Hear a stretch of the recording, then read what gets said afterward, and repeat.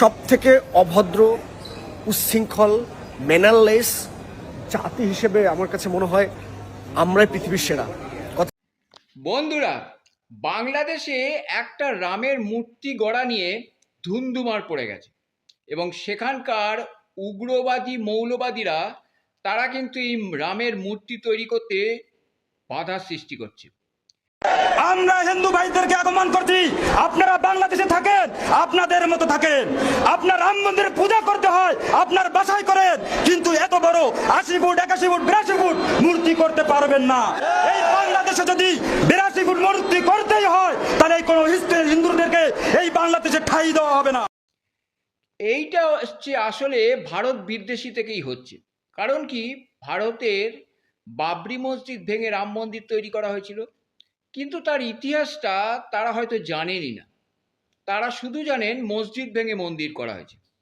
আসলে এই রাম মন্দিরটা যে তৈরি হয়েছে সেখানে আগে হিন্দুদের মন্দিরই ছিল, সেটা বাবর কিন্তু ভেঙে মসজিদ তৈরি করেছিল এবং সেটা আইনি পদ্ধতিতে অনেক কেস কাছারি হয়েই তবেই কিন্তু এটা ভেঙে মন্দির তৈরি করা হয়েছে, আবার সেই মন্দিরের জায়গায় ফিরিয়ে আনা হয়েছে।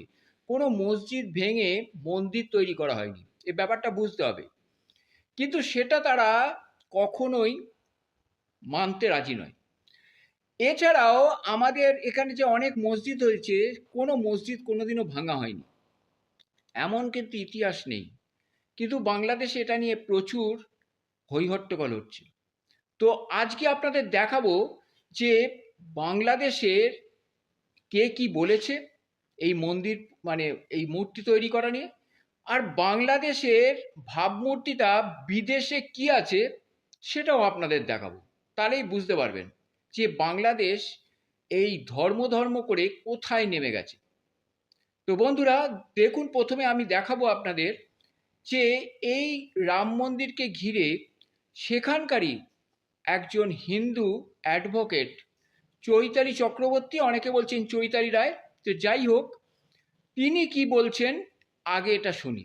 কোথায় আমার দেবতাকে কতটুকু, কোথায় আমার দেবতাকে কত কৈফিয়ত আপনারা দেব না, কৈফিয়ত আপনারা দেব না। আপনি কোথায় আপনারা এই পয়সা দিতে হবে যে আমি একজন সনাতনী, আমি একজন সনাতনী নেন না, আমার দেশ আমি নেন না, অধিকার আমার সমস্ত কিছু অধিকার আছে না। আপনি আপনার যে বিজয় থাকার পরে যে রাস্তায় পরে যখন নামাজ পড়াই, যখন আমরা নামাজ বলেছি, আমরা যে রাস্তায় নামাজ পড়া যাবে এই রাস্তাটা যাবে না, এই রাস্তাটা তো আমার বক্তব্যে মানে বাংলাদেশে আবার আলাদা করে একটা হিন্দু রাষ্ট্রর কথা তিনি তুলে ধরেছেন।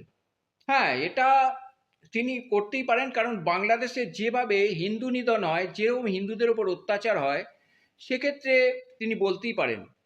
তবে ভারত যদি ইন্টারফেয়ার করে, মানে হবে না, কিন্তু আমি বলছি যদি ভারত ইন্টারফেয়ার করে তবে কিন্তু বাংলাদেশকেও ভেঙে দেওয়া যায়।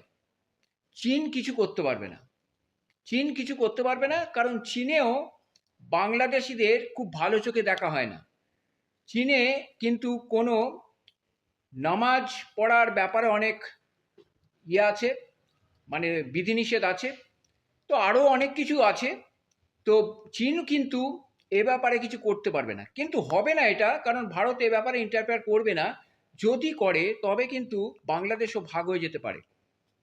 আমাদের এই বাংলাদেশকে আরেকটি বিভক্ত করতে চাই, আমরা প্রদেশ করতে চাই সনাতনী সম্প্রদায়।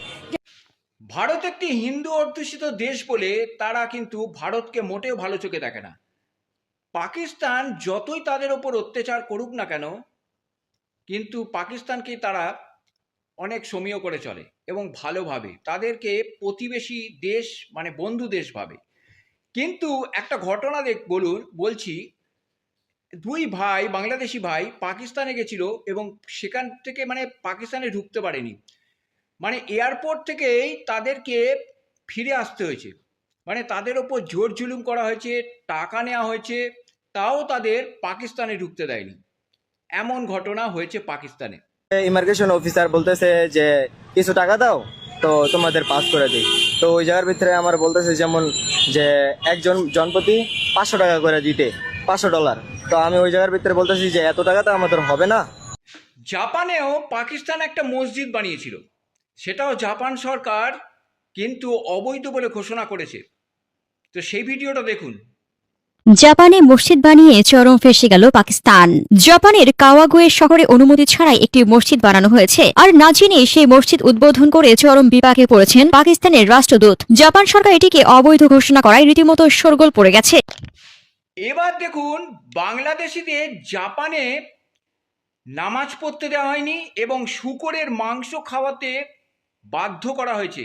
সেই ভিডিওটা দেখুন। এবং তার অনেক বড় দাড়ি ছিল, সে 5 ওয়াক্ত নামাজ পড়তো। দেখা যাচ্ছে যে তাকে নামাজেরও সময় দেয় না এবং শুকুরের মাংস খাচ্ছে। এক বছর আমাকে কন্ট্যাক্ট করে এইভাবে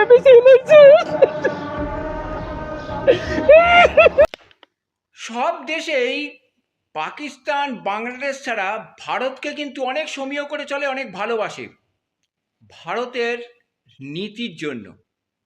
এই জন্য একটা ভিডিও বাংলাদেশি ভাই করেছে, সে ভিডিওটাও দেখুন। কুয়েতে আলারা ইন্ডিয়ানদের, কুয়েত কি সৌদি আরবের আলারা ইন্ডিয়ানদের একটু ভালোবাসে। আমাদের বাংলাদেশের কিছু মানুষে কিছু দুর্নাম করেই রয়েছে, দুর্নামের কারণে আজ আমাদের বাংলাদেশিদেরকে ভালো জানে না।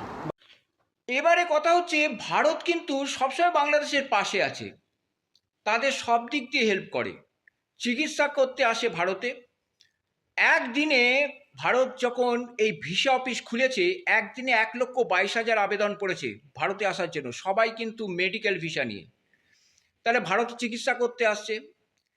এছাড়াও তার মধ্যে যে 1,22,000 যে আবেদন করেছে, তার মধ্যে 80% মুসলিম, কিন্তু সবাই হিন্দু নয়। 80% মুসলিম, 20% মাত্র হিন্দু। তো বন্ধুরা, যে দেখে নিন এই মানে দেশটার কী রকম অবস্থা। এরা ভারতের খাবে, ভারতের পড়বে, সব কিছু করবে, আবার ভারতের নামেই নিন্দে করবে। আসলে মনে হয় আমার যে এগুলো করা হয় কেবলমাত্র কিছু পয়সা রোজগারের জন্য করা হয়। এই জামাতে ইসলামের লোকেরা আবার মানে আরম্ভ করেছে, হয়তো দেখা যাবে এরপরে এই মানে প্রধানমন্ত্রীকেও না তাড়িয়ে দেয়, এমনই অবস্থা। কিন্তু এরপরে যদি প্রধানমন্ত্রীর এরকম অবস্থা হয়, তাহলে কিন্তু বাংলাদেশের পক্ষে খুব ক্ষতিকারক হবে এবং বাংলাদেশের পুরো দায়িত্ব কিন্তু এরপরে ইন্ডিয়া নিয়ে নেবে। ইন্ডিয়া কিন্তু এরপরে হস্তক্ষেপ করবে, এরপরে যদি কিছু হয়। তো বন্ধুরা, আজকের মতো আসি, আবার দেখাবো অন্য কোনো ভিডিও নিয়ে। আপনাদের যদি কোনো কমেন্ট থাকে অবশ্যই কমেন্ট করবেন। অনেক ধন্যবাদ।